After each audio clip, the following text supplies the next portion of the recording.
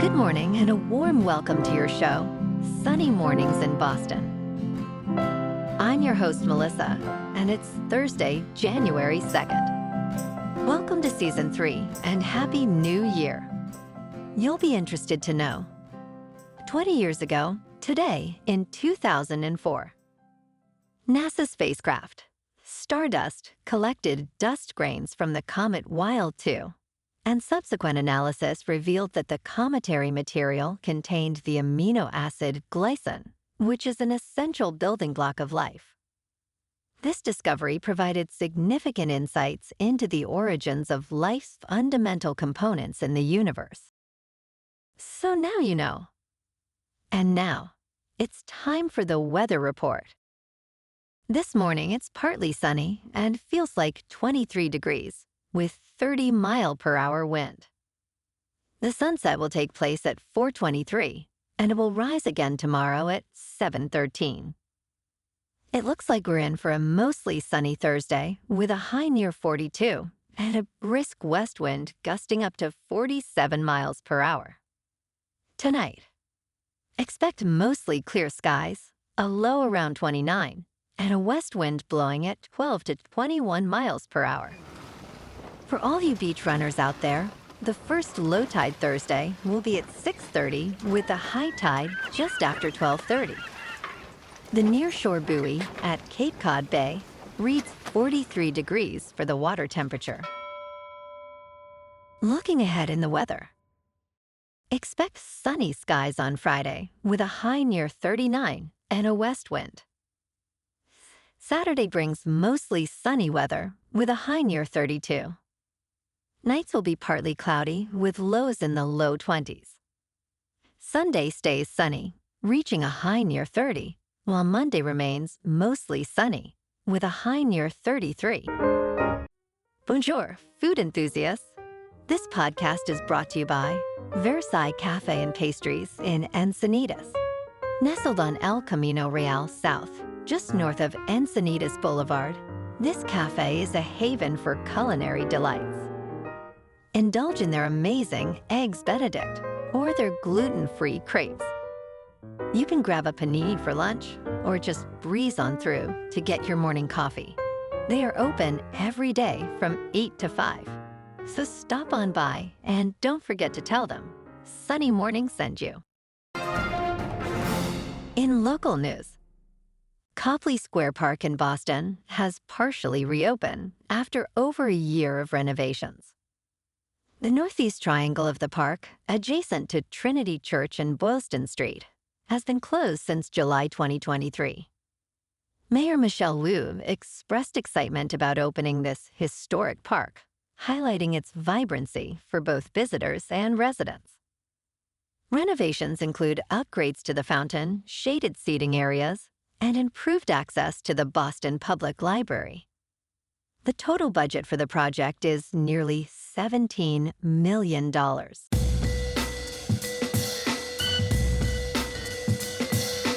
Now on to sports.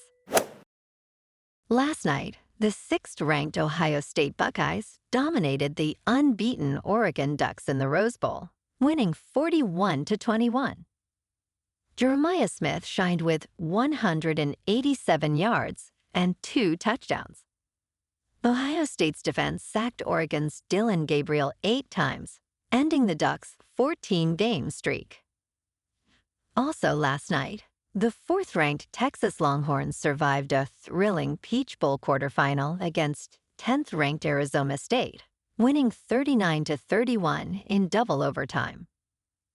Quinn Ewers led Texas with 2 crucial touchdown passes, while Andrew Mukuba's game-ending interception sealed the victory. Cam Scadabo's heroic efforts for Arizona State fell just short. Tonight, the second-ranked Georgia Bulldogs face the third-ranked Notre Dame Fighting Irish in the Sugar Bowl at the Superdome. Georgia is favored by 7.5 points, with the over-under at 54.5. Banner Stockton starts for Georgia, while Riley Leonard leads Notre Dame. In local sports, the Celtics at 24-9 recently faced a setback and are eager to bounce back tonight as they visit the Minnesota Timberwolves at Target Center. Jason Tatum leads Boston with 28.3 points per game. Meanwhile, the Timberwolves, with a 17-15 record, aim to capitalize on their home court advantage, led by Anthony Edwards, who averages 28.4 points. In another matchup tonight, the Bruins, holding a 20-15 record, are set to battle the Rangers in New York. David Pastrnak, with 37 points, spearheads the Bees against a struggling Rangers squad, which stands at 16-19-1. In top news, a new development in Los Angeles is exploring an innovative solution to the affordable housing crisis by stacking apartments on top of a Costco. Thrive Living plans to begin construction in early 2025 on an 800-unit complex in Baldwin Village, featuring a rooftop pool and fitness center. This project aims to provide 184 apartments for low-income households. Thrive's founder, Ben Schewel, hopes this model can be replicated across the U.S., as the partnership with Costco could minimize reliance on government subsidies. Construction is expected to be completed by 2027, utilizing off-site modular methods. In business news, the Securities and Exchange Commission has written off almost $10 billion in penalties over the past decade, highlighting its ongoing struggle to collect fines. Notably, Paul Bilzerian, who owes the agency $180 million, has eluded payment for over 30 years. Despite court orders totaling $4.9 billion in sanctions this year, the agency managed to collect only 23% of its financial remedies. Commissioner Hester Peirce emphasized the need for transparency regarding these figures, as the SEC often advertises penalties that do not translate into actual funds for the government or investors. In crypto movement, Bitcoin is just under 95,000. Ethereum is just under 3,400. And Goatseus Maximus is nearing 59 cents. Moving on to a more local vibe. In our community spotlight on health and wellness, we are working with a national Pilates studio to bring you some free classes, so listen up. Check out Club Pilates, with several locations in the Boston area. Pilates presents a comprehensive wellness approach, cultivating strength, reducing tension, and elevating mental well-being. Scientific research affirms its benefits. So now you can check out Club Pilates for a free class, with locations in Canton, Wellesley, Hingham, Brookline, and Framingham. Just be sure to tell them Sunny Mornings sent you by. And now, back to the show. Let's talk tech. A United States Army soldier has been arrested and charged for allegedly participating in a hacking scheme to sell stolen phone records. The indictment claims that 20-year-old Cameron John Wagenius knowingly sold confidential phone records last November. He is reportedly linked to the online alias, which also claimed to have breached 15 telecom firms and was involved in the Snowflake data breaches. Wagenius had also posted call logs for President-elect Donald Trump and Vice President Kamala Harris. Cybersecurity experts have faced harassment while investigating this case, with one expert emphasizing that anonymously extorting the president and vice president as a member of the military is a bad idea.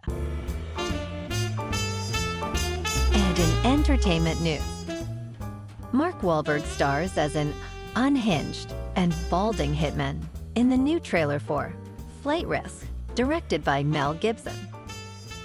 This thriller, releasing in theaters on January 24th, features Michelle Dockery as an air marshal escorting a nervous fugitive, portrayed by Topher Grace in New York City. The fugitive is set to testify against a crime family boss. However, the seemingly friendly helicopter pilot, tasked with their transport over the Alaskan wilderness, harbors a deadly secret as an assassin for hire. The film showcases rising tensions and testing trust among its characters.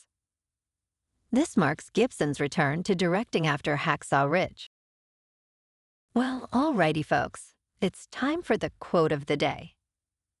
And today, our quote comes from the American inventor and engineer, Charles Kettering. And he said, "Every time you tear a page off the calendar, you present a new place for new ideas and progress." And that's a wrap for this morning. You can check out our Instagram, YouTube, and TikTok for some captivating aerial videos with local news and the weather reports. Have an amazing day, my good friends. We'll see you tomorrow with another episode of Sunny Mornings in Boston.